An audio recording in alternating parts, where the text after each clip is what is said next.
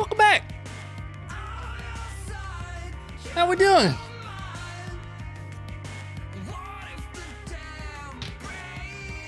Oh, there's good music on too. All right.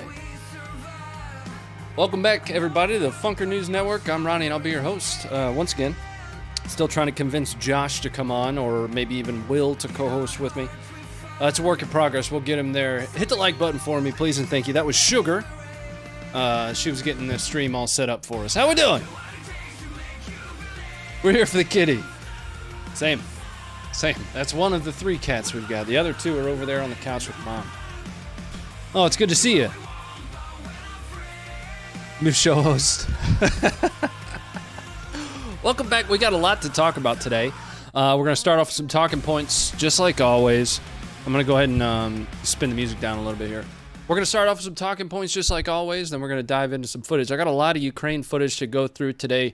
You know, like I said, since Will is back now and we're back in the swing of having more than just one writer on the team with us, they're starting to publish quite a bit out there. So, you know, just friendly reminder, as is typical and always, make sure you guys have the app downloaded, that you're checking in on it, you have notifications turned on, because we're publishing a lot of stuff. We're going to go through a lot, though, today. Before we get started, if you wouldn't mind, let me know where you guys are chiming in from. You know, again, it's a curiosity thing. I love to see, you know, our international community members. We, as an organization, are an international team, U.S. and allied nations. So it's really awesome seeing all walks of life. Just got a thunderstorm warning on my phone. That's fun. All walks of life, all nations, ethnicities, etc. in the chat. So let me know where you're at. And we're going to get started with my first talking point that I've got here, which is actually, you know, what we titled the stream with, and that is fighters, fighter jets, airplanes, you know, mustache kind of stuff. If you're a big fan of Maverick like we are, and just speaking of Maverick, I will be showing at some point tonight our new shirt that we just dropped on Tuesday. Basically, just says, do some of that pilot shit, which is one of my favorite lines from Top Gun. But anyway, let's talk a little bit about fighter planes. In Austin, there's a security summit that's happening right now. A lot of top brass are, you know, getting a chance to speak with the media and discuss, you know, different aspects to whether it be Ukraine or to other policy pieces that are a part of the working group there. Something that was pulled out was Air Force Chief of Staff General Brown hinting pretty strongly that, you know, jets, and he mentioned 3 types specifically, well, 1 in generalities and then 2 specific, and I'm going to do my best not to butcher the name. But as you guys all know, I'm really good at pronouncing things. Like it's probably one of my best qualities is being able to pronounce simple stuff. I'm going to be honest with you. I still don't know how to pronounce. Is it Danube? And I know at this point it's not Danube. Anyway, so Air Force Chief of Staff General Brown hinted pretty strongly in Aspen this week that Western jets may actually be on the table. Not necessarily right away, but we've talked about the progression of arms moving into Ukraine from the West. Britain just announced an additional shipment of all sorts of munitions. They're receiving a lot of stuff, not just from the United States. He mentioned 3 jets specifically.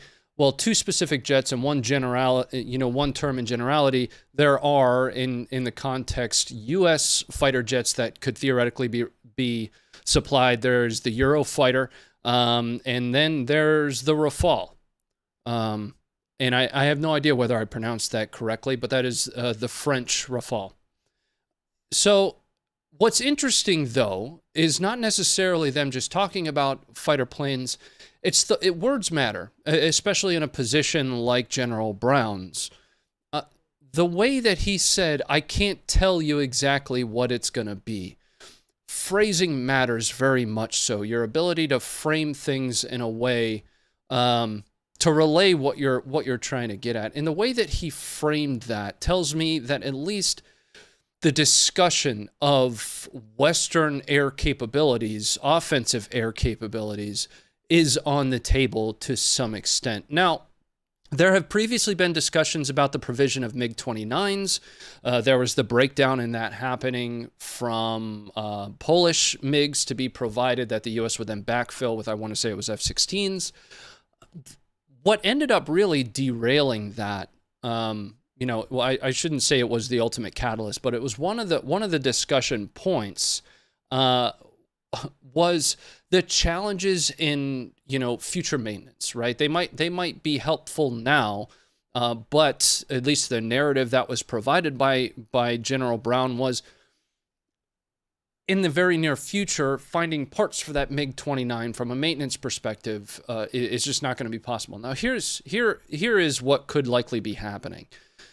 That could really just be a narrative talking point to lean on for some other reason that MiGs haven't been provided to Ukraine, right? You'll have a list of talking points that says, here are the things that you are authorized to pull out of your back pocket in discussion. What I thought was interesting about General Brown, again, that is the Air Force Chief of Staff. What I thought was interesting about that was as he was describing the different types of air capabilities that theoretically could be sent to Ukraine, he said specifically, and I'm quoting, "I can't tell you exactly what it's going to be." Right? Words matter. Let's talk about the next one that I've got here, and we're gonna dive into some tinfoil hat stuff with the CIA director, William Burns. So there's been a lot of discussion, at least at the senior levels on two sides. One is Putin's health. Director Burns made a pretty it's actually a pretty funny joke about Putin's health, saying essentially Putin appears to be all too healthy. There were a lot of talks about some form of cancer, whether or not that is, lending to his decision-making process on the invasion of Ukraine.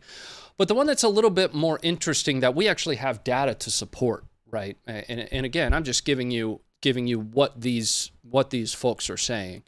Director Burns said that Putin's view of Americans is that we essentially have, or of the West, is that we have attention deficit disorder, wherein there's a major problem that's happening, and we focus in on it, we hone in on it, and suddenly we lift and shift our focus. Now, Director Burns believes that to be false. And the way that he framed that was, I think people are going to be continuing to focus solely on Ukraine, and he's absolutely wrong. Right. And I have data for this. Right. Something for you to keep in mind is we host a very large library of video data. So let's look at this from a data perspective. The Western population has absolutely shifted focus off of Ukraine, broad scale, onto other broad scale topics. In America, we have the abortion discussion. We've got gun control discussions. In fact, behind the scenes at Funker 530, something that we've been monitoring is mainstream media coverage of Ukraine, and it's relatively minimal. You're really only going to find the most deep dive coverage on, military-oriented defense news sites, Defense One, as an example. I'm a fan of Defense One's reporting. At Funker 530,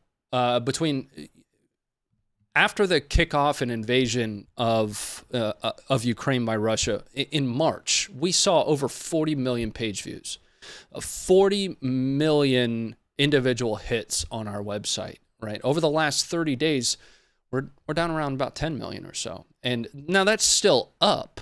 Obviously, we identified new people to use this as a resource for their footage and for what's happening across the globe, but there's a very clear trend line that the population, the West, has essentially shifted focus off of the situation in Ukraine.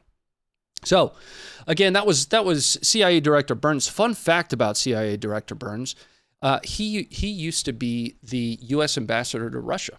I'm not sure if you were aware of that. 2005 to 2008, he was in that position. I want to check in on the chat here because it's already moving pretty quickly. Zigamoth, thank you very much for renewing the membership. Appreciate that. Okay, Squirt Boy. Oh, is that me? Oh, man. That one's good. Looks like we had a little bit of a packet loss issue here.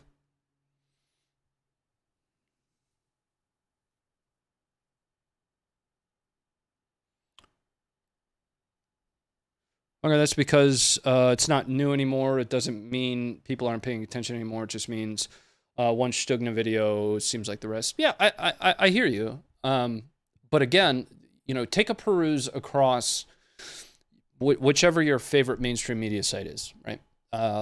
Fox News, CNN, MSNBC, that doesn't matter. Doesn't matter. Take a peruse across that and tell me what the headline is, right?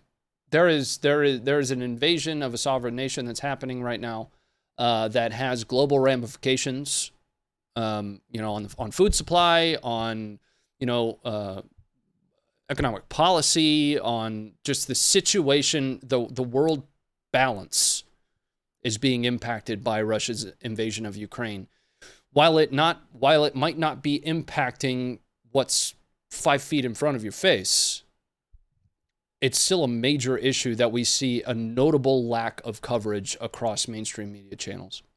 I want to drive on from this. One of the other notable, you know, points that came out of Aspen that we actually talked about on Tuesday was additional HIMARS. Now, at the time, you know, all that we really knew was that there were going to be additional HIMARS, but there has been some reporting clarity. I have yet to see a release come from the Department of Defense. We normally review those here. I'll actually go through line by line with you what is being provided, the total costs to date.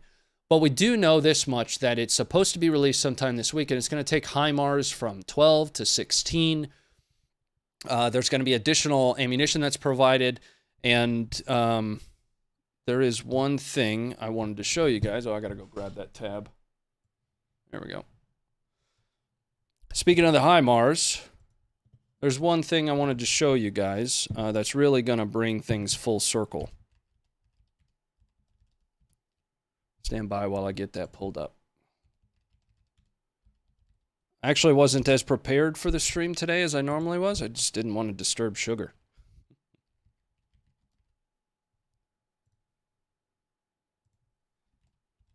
Yeah.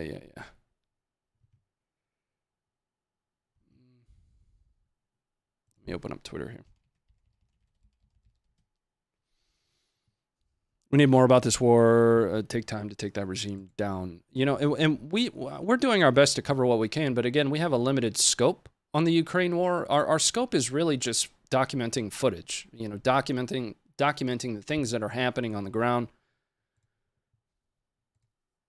Now, again, I do my best to, you know, provide what little insight I happen to have. I'm not an expert. I don't claim to be. I don't pretend to be.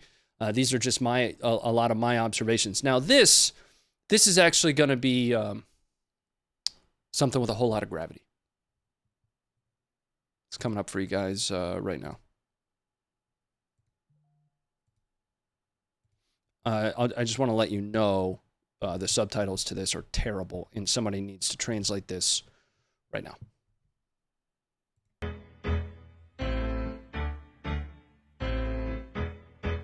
Hey, Mars! La la la la la la la la la la. Hey, Mars! Із Америки приїхав наш надійний побратим, познайомтеся із ним. Hey, Mars! В росіян зі сраки дим. Hey, Mars! La la la la. Hey, Mars! За ракетою ракету на паскудних ворогів випускає весь наш гнів. Хай Марс! Робить все без зайвих слів. Хай Марс!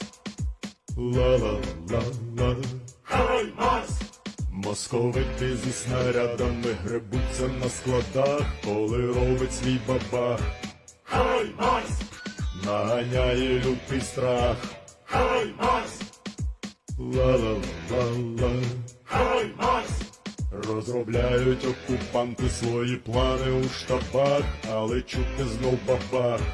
Хай Марс! Лупить нечисть по зубах. Хай Марс! Ла-ла-ла-ла-ла. Хай Марс! Окупанти лиш заповнили склади своїм пальним, як вітається із ним. Хай Марс! Підіймає чорний дим. Хай Марс! Ла-ла-ла-ла. Хай Марс! Не любити московитів і довести нелюбов помагає знов і знов. Хай Марс! Найточніший орколог. Хай Марс! Ла-ла-ла-ла-ла. Хай Марс! Ла-ла-ла-ла-ла. Ла-ла-ла-ла-ла.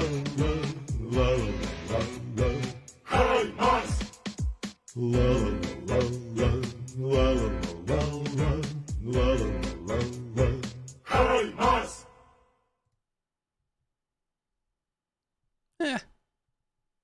Bayraktar's better.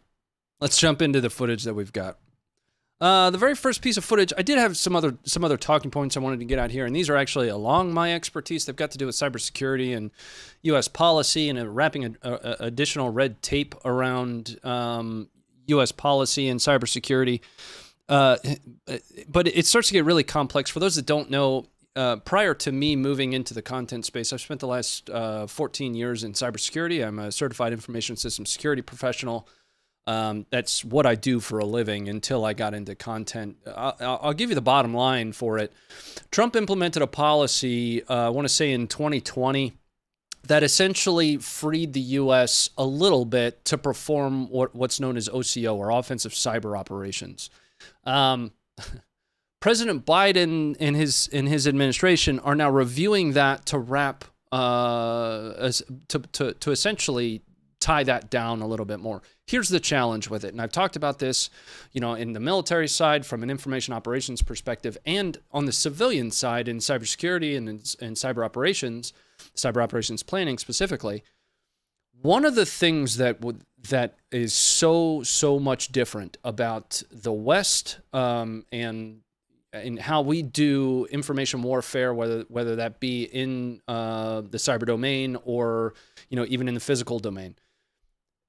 One of the major differences between us and the East, so Russia, China, is Russia and China have essentially removed red tape. It is a no-holds-barred situation wherein they're not tied to the process of approvals that we are. And what it lends to is a very low level of decision-making, which is actually a little bit ironic. It's ironic because we see the decision-making process of Russia from a kinetic perspective, from a physical domain perspective, being very high up. It's forcing generals to the battlefield. But from a cybersecurity perspective, your decision-making is happening at a much lower level. There's much less red tape. And it essentially allows a level of efficacy that the West is actually behind. And there was a Pentagon official, I don't recall his position or his name, but he actually just resigned because of this, effectively saying we're already too far behind the curve to essentially flatten it and catch back up. But that was a talking point I wanted to cover because that is somewhat along my actual expertise. Here at Funker 530, my role is very much so just making sure you guys are aware of what videos we've got, what footage we're covering. I do lean a little bit on, my military background, which is in intelligence and information operations, but my career has been in cybersecurity and cyber operations. Let's jump into the first piece of footage that we have. We're going to talk a little bit about Kharkiv in the north. We're going to focus on Ukraine for quite a bit of the first part of the stream here. Now, this is something I want you to keep in mind while you're watching this is identification of friendly forces. Josh did this analysis, and once again, Josh, hit it right on the nose. The challenges that Ukraine and Russia are having from an IFF perspective go all the way back to the very start of this. You see yellow-colored tape. You see Russia painting symbols on their equipment, their vehicles. Watch this and imagine trying to discern friend from foe if you are on the ground in this fight.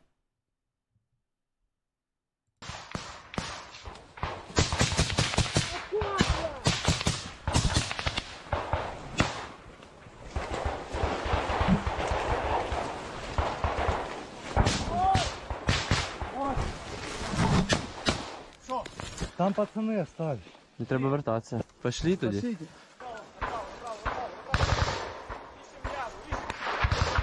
Давай, давай! Тримайся! Давай, быстрее, бери носилки. Женя, иди вперед, Всі, друже? Це всі? Не всі, там ще виходять. Давайте, я приклею, дід. Це всі, пацани? Пускову ви забрали, так? Да. Обидві чи одну? Так, дві. Супер. Отходимо, братанчик. Старый, забери стрелу, у меня в ногу Давай, дошло, да, мне да. трошки тяжело отойти. Давай, братан, давай. Забери.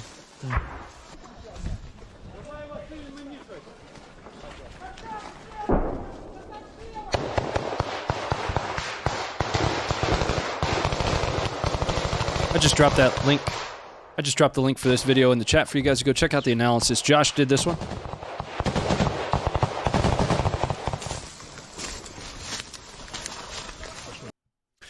Now, something we have more or less benefited from over the, I use the term benefit loosely in a way of differentiating friendly force to enemy forces is, essentially fighting extremists wearing sweatpants and sandals. In a peer or near peer fight where you're going to have similar silhouettes, your engagement distances can essentially be kicked out even further. IFF, and we talked on Tuesday about Russia has been barely able to do IFF.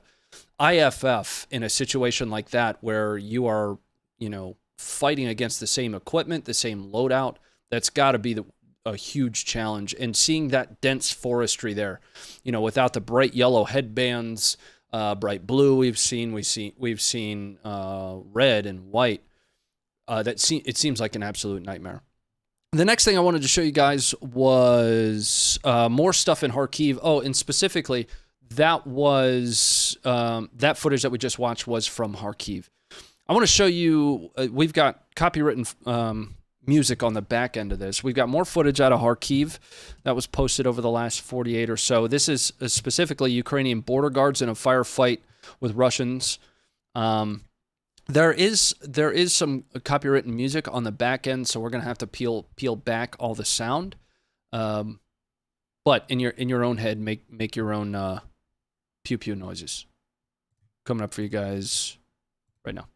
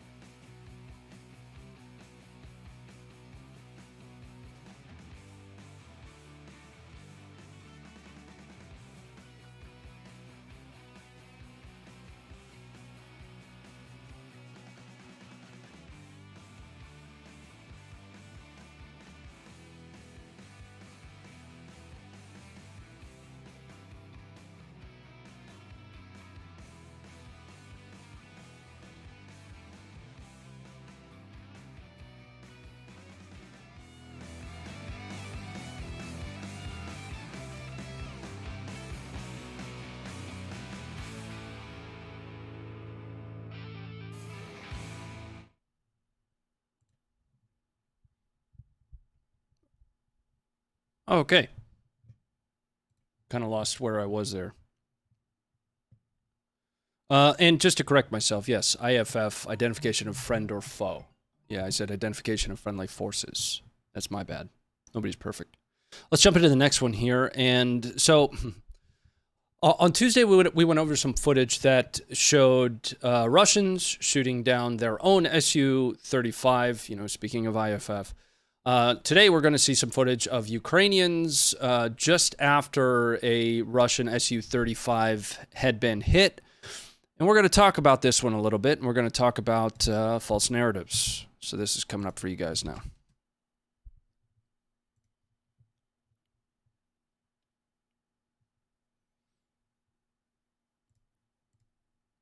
So let's talk for a second before we dive in here. Okay? So this is an Su-35 falling from the sky. Russia claimed that this was a Ukrainian drone that was shot down by Ukrainians. Now we're going to watch the video and we're going to bring it back full circle with what you saw. Это что, кого? Наших сбили? Да хуй его знает. Охуеть.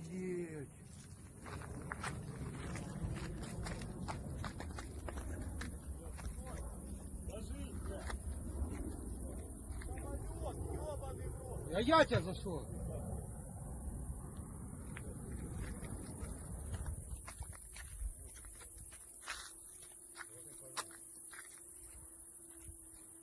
Это что, походу, бля... Как он провода еще не ебанул? А какой? Чей самолет? А вон, глянь, стоят пацаны тоже охуевшие.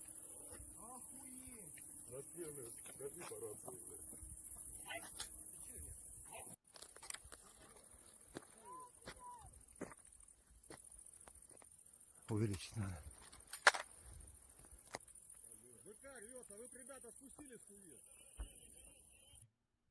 Okay. This is one of them weird drones. This is one of them weird Ukrainian drones that also happens to have a Russian pilot inside of it. Okay. And this is what I mean by false narratives. So Russia claimed Ukraine shot down their own drone, but somehow a pilot ejected from it, and the wreckage on the ground was Su-35 wreckage. This was an Su-35 that was shot down by Ukrainians. The pilot ejected, appears to have had a good eject. You can see the little dot right there. That's his parachute. It falls very slowly, unless it's a UFO. So let's keep watching. Now, the Defense Department did open up a new UFO office recently. AARO?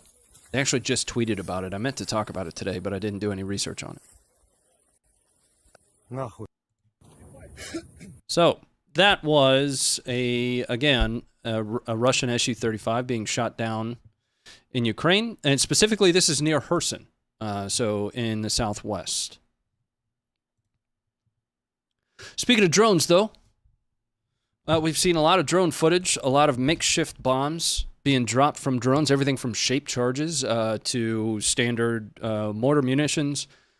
What we haven't covered here, some of you might have already seen this. Keep in mind, I'm only live 2 times a week, so there's going to be things that you have already seen that we then cover a little bit later. But not everybody is as able as you are to stay in tune, and we might have new folks that are not familiar with Funker 530 that join the stream. What we're going to see here is probably the most makeshift of them all. We're going to see Ukrainians dropping explosives inside of energy drink cans. Coming up now.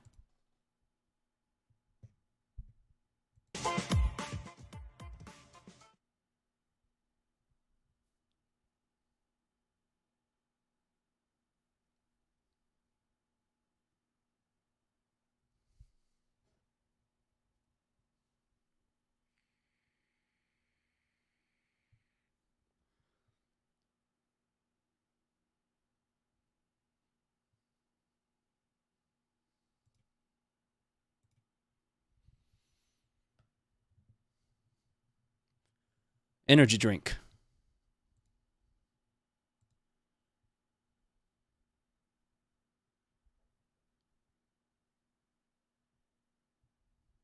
Explosion. It's pretty wild. Yeah, so I mean we've seen the DJI commercial drone meta, since Syrian civil war. ISIS popularized it really, but Ukraine's been using it for just the same amount of time. I actually did an edited Funker News Network video on a Ukrainian drone dropping a mortar from onto a separatist's head.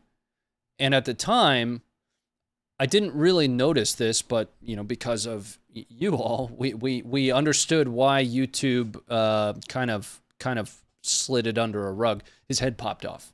Yeah, it's pretty nuts. Let's move on to the next one, though. So we talked about false narratives once, and let's talk about false narratives again. Russia claimed that Russia has been really claiming over the last couple days that Odesa continues to burn, that the entire city is on fire, and they released this video to prove it. Now, what we're going to see here is a bridge in Odesa being targeted by a missile. Obviously a pretty advanced one, because we're going to be watching it from on board the missile as it tracks its way into the bridge. Let's watch it, and then we will talk about it right after.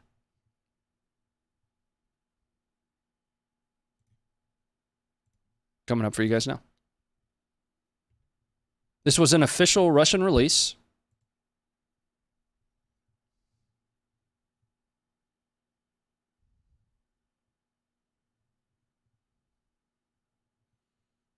And this is the onboard video of the missile tracking its way towards this bridge in Odesa. And we lose feed for obvious reasons, because the missile blows up. Here's the problem with that. That occurred on April 26th. And I'm going to give you guys, first I'm going to pull up an article, and then I'm going to give you the link to the article so you can go and you can look at it yourself. Here you go. This is the Odesa Journal from 26 April 2022 that discusses that bridge being targeted. It has not been targeted since. Again, Russia has claimed, or kind of continues to claim. Let me move myself to the other side here and see if that's more even. Nah, we'll just give you full screen with me in the low right. That Odesa is burning. That Odesa's next, if you will. Here's the link to that to this article, where you can go and read all about that strike.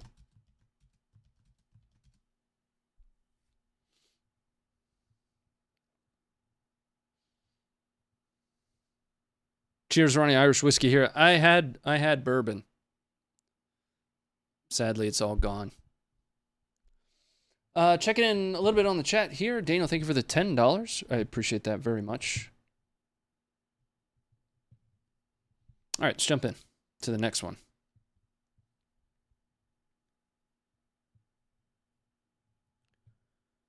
We've got an International Legion compilation that is all from Severodonetsk.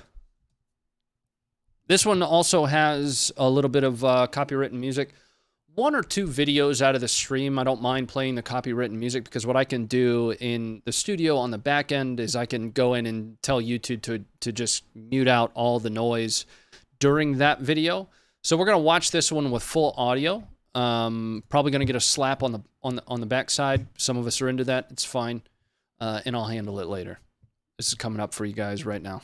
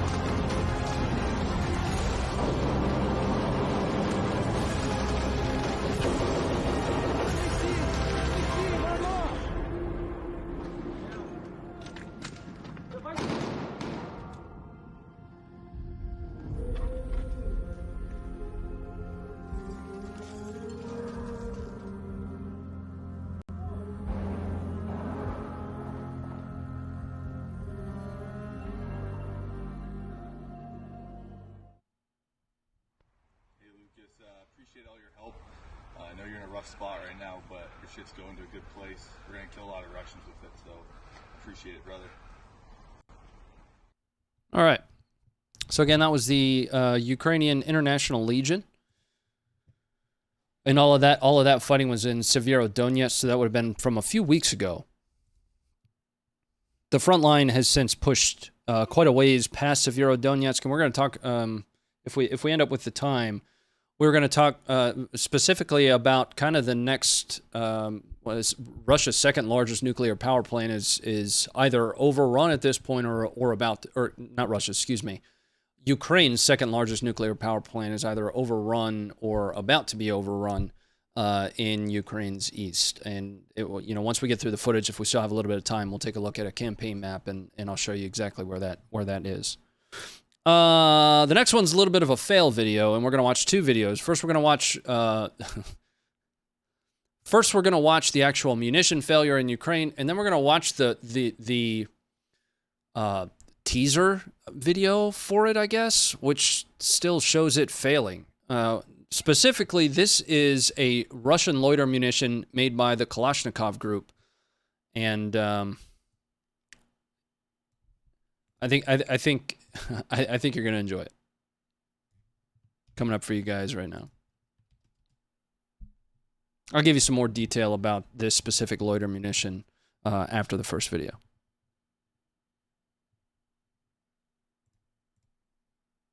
All right, here you go.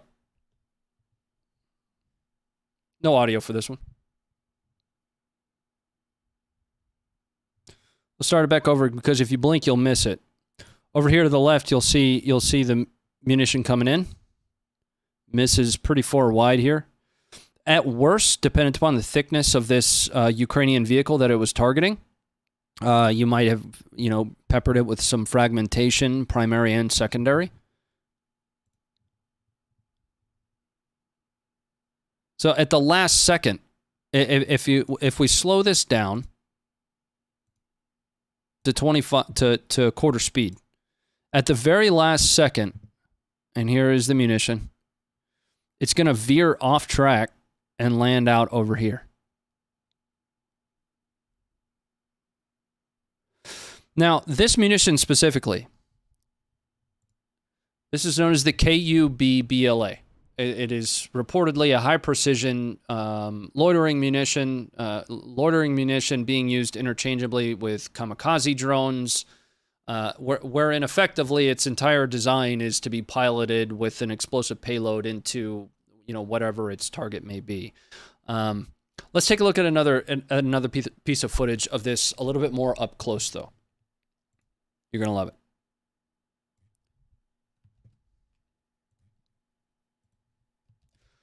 As far as from a capability perspective, and YouTube ads that we're dealing with. From a capability perspective, it's got about a 30-minute loiter time. I want to say it was something like 130 kilometers per hour speed. Here is some of the propaganda from, propaganda. Every company does propaganda. Some of the marketing material, I guess, might be a better term for it. Here's some of the marketing material from Kalashnikov group on the KUB-BLA.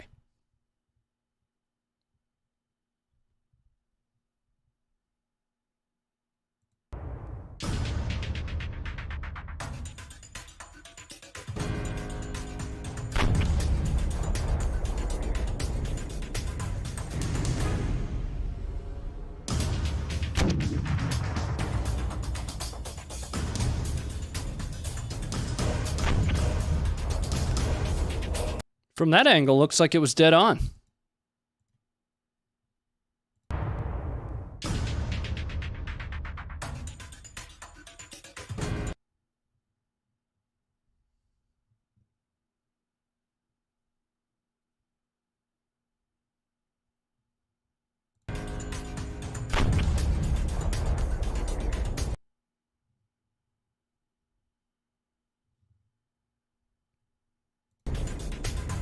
Now, to me, understanding the definition of precision, the way that this is marketed, when I did the little bit of research into it that I was able to, is, quote, extremely high precision, like the best on the market. The way I watched this video is it missed that. Now, we saw a video, I want to say it was of the switchblades. like landing in a dude's lap, right? I don't know from a comparable capabilities perspective, you know, how the Switchblade, I just haven't had enough time to look into that, the Switchblade versus the KUB-BLA. But the way I'm looking at this is it missed operationally, and it seems like it's pretty far off target in its testing. You know, Will, I want to say, was the one that blogged this one. And one of the questions that he asked was, you missed. Why would you do an official Ministry of Defense release with this? I don't know. It's a great question. Meh, close enough. Yeah, I guess. You know, I mean, with high explosive, you're going to have primary and secondary fragmentation coming off of that thing. You know, it's close enough, and it's better than a sharp stick. I get it. But this is not the way that it was marketed in this high precision, you know, ultra capable platform. Anyway, I thought that was interesting. And when I watched the video that Will posted, I decided to do a little bit of research into that loitering munition. Ended up on this video and kind of chuckled. The very last Ukraine video that we have for today is going to be we get a lot of questions. What, you know, do you have footage of you know, HIMARS after the fact, of, you know, being in receipt of a HIMARS? Reportedly, that's what we're about to watch here. This is footage of a HIMARS impacting a Russian warehouse with what appears to be a sympathetic explosion that would follow, or that follows. You know, there could be munitions there. You can see a lot of... you take a look at it and you'll understand what I mean. Coming up for you guys right now. Pause, please. There we go. Start it back over here. Now, this is taken from a Russian perspective. That's an important part for you to understand before we watch this. Is these are Russians or Russian sympathizers recording this.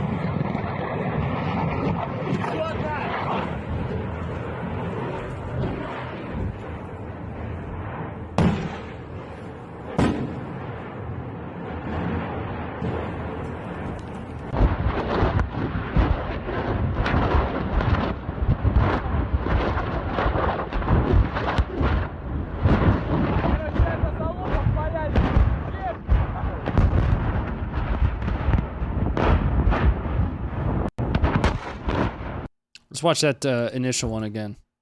So here, it looks like there might already have been one that hit. Guy pulls out his phone, decides it's time to record.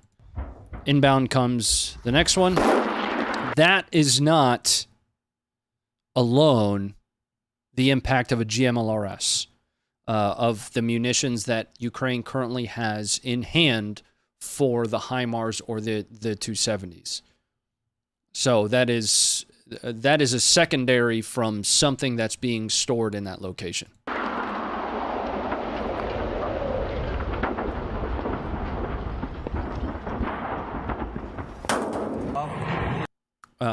More than likely ammunition storage, but even if it's just general logistics storage, you know, what are the numbers that we're seeing all over Twitter right now? In 30s. You know, 30 different logistics supply hubs, you know, being targeted by Ukraine over the course of just, you know, the last month or so. A lot of what I'm personally reading. I'd love to hear what you guys have been reading as well. A lot of what I have been reading is, you know, something to keep an eye on is if Ukraine is continuously able to hit these supply hubs, ground lines of communication that we've talked about a lot, how many more operational pauses we're going to see from Russia. We had that couple day long operational pause after Lysychansk was taken, just to the southwest of Severodonetsk.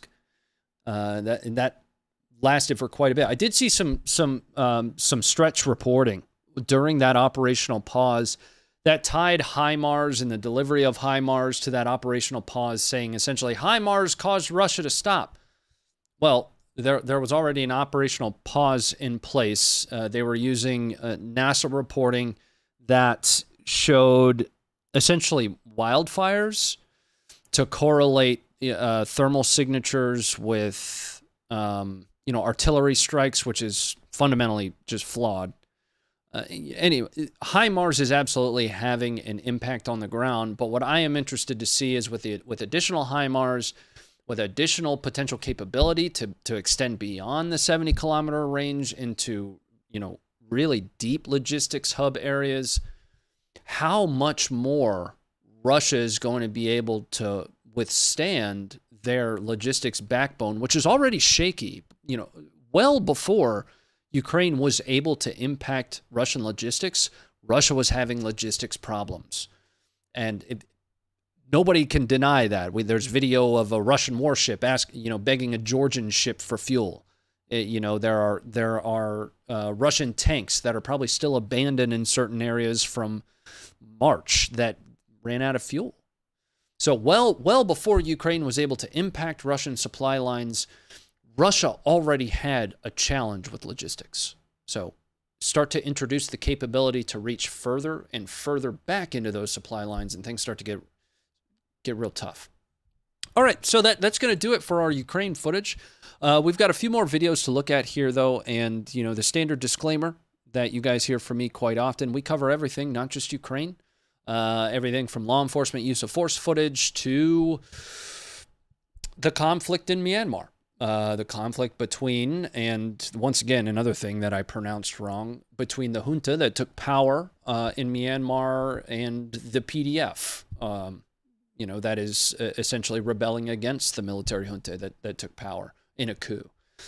We cover it all. And the reason that we do that is it needs to be shown, documented, and able to be accessed by anybody that needs to see what did the global war on terror really look like? What did the India-Pakistan conflict that's happening right now look like? What did the war in Ukraine look like?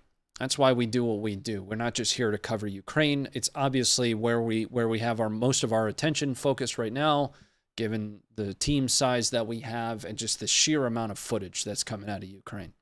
The very first video that we have here is not a feel-good story. We've got video of, and some of you may have already seen this, August 5th, 2017, MV-22 Osprey ends up in a downwash situation, trying to land, and it ends up crashing. It's a fatal crash. It killed 3 Marines, and we're going to talk a little bit about exactly what happened as we're watching the video here.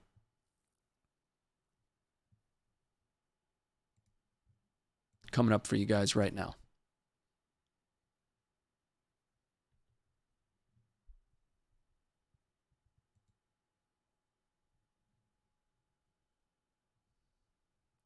There's no audio to this first part, but there will be audio in the second part. Something important for you to understand is exhaust here. The exhaust is coming out of the bottom of these engines here. It's coming out right there. Now what that's doing is that's essentially creating a downwash situation wherein this side has no lift. It lost its lift, it crashes into the side and into the ocean.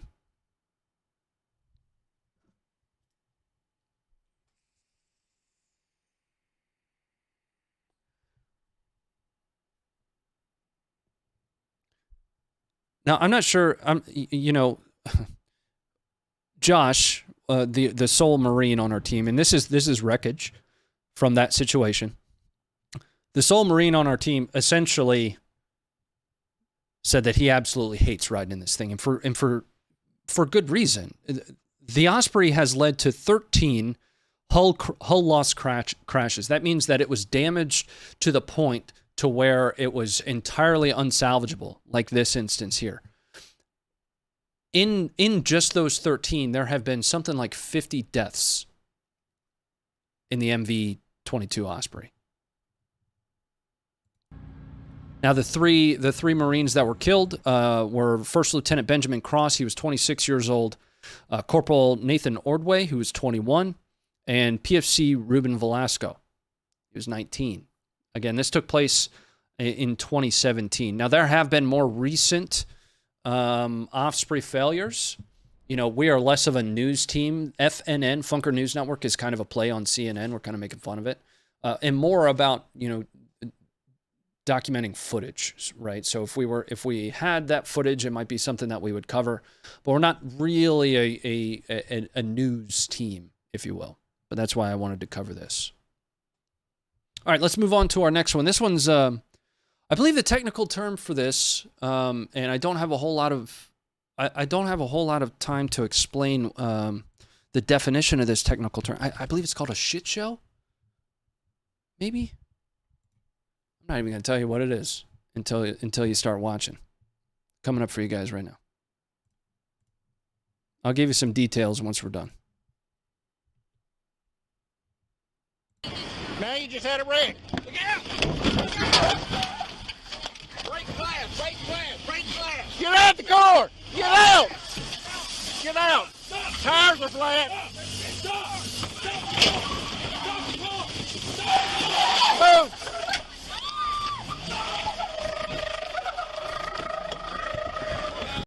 All right, check it out. So here's what we're watching. So July 15th this year in Byron, Georgia, police received calls of an erratic driver and went to stop that erratic driver once they found a reckless driver, once they found the vehicle, and that's when this ensued. I'm going to give you the rest of the video. Come on! We're going to fast forward a little bit because it ends up in a little bit of a chase here. They almost get it blocked in.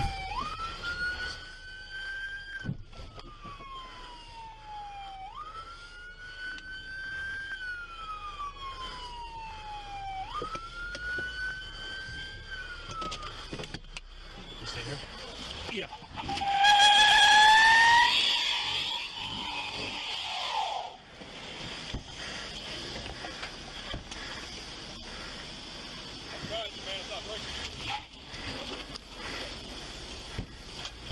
She's not gonna make it far.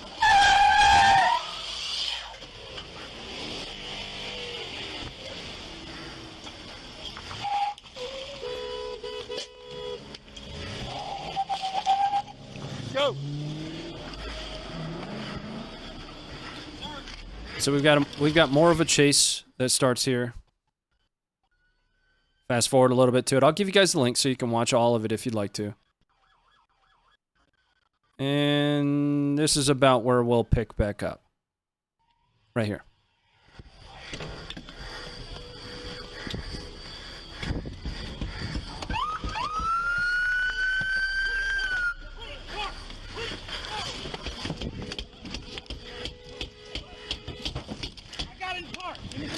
I got you.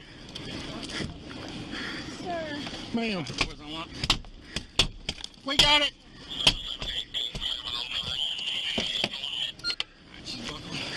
I know I'm buckled, sir. I know I'm buckled, sir. Yeah.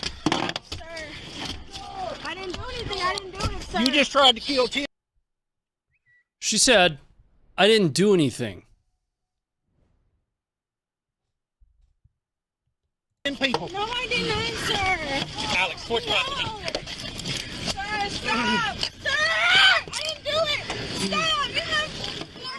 So I see a lot of folks asking the question, why didn't they shoot the vehicle? Why didn't they shoot the vehicle? You're about to find out. And there's a reason that I left this part out.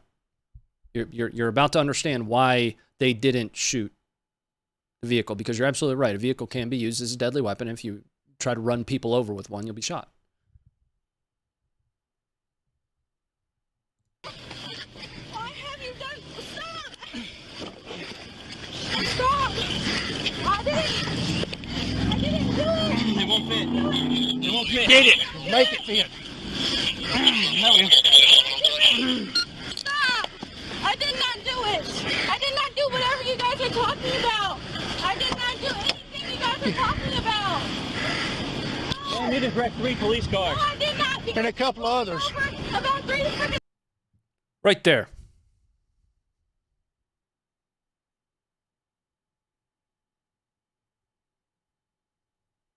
Stop signs ago and started saying that I was driving recklessly and I was not. Well, You could have killed that kid. I didn't do anything. Yes, you did. You almost killed 3 fucking people. What did I do? All right, let's wheel it back. For those that might just be joining us here, why are these mean people pulling her and her child out of this vehicle? Here you go. Now you just had a wreck. Look out! Break glass, break glass, break glass. Get out the car! Get out! Get out! Tires are flat. Move. And there you have it. So that the woman in the vehicle was identified as 24-year-old Sierra Hibbert. And apparently she didn't do nothing. But it's all on video. Pretty wild. Like I told you, an absolute shit show, which is a very technical term. I don't have a whole lot of time to explain exactly what that means, but I think you can gather. So the very last one that we've got for tonight, actually, and we're going to end right on time, is very, very rare footage of Operation Euphrates Shield in Syria, 2017. This is the kind of stuff that we're really here for. What you're about to watch is basically the sibling of a very well-known operator. Goes by a slightly different name, though.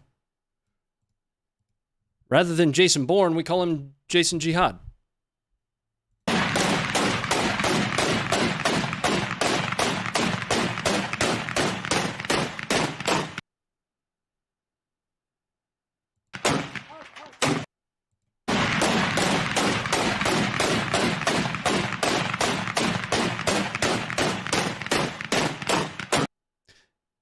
You know, what I did read is there is a syndrome in the womb where essentially you eat a part of your sibling, right? It's pretty rough.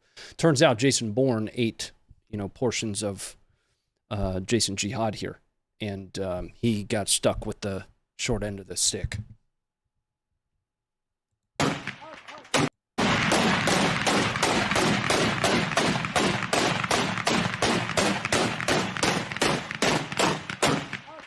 No. Don't you guys disrespect Jamshid. Jamshid's a badass. That dude is a Chechen before Chechens were cool. Okay? That's going to be it for us tonight, guys. I'm done. You guys are going to be redirected over to the other stream where I'm going to kick back. I'm going to play a little bit of Squad tonight. We can chat about the videos we saw here, chat about the situation in Ukraine. It's a little bit smaller of a community, so the chat moves a little bit slower, so my dumb brain can keep up. This is a $20 chat for a $5 brain budget for me to keep up with.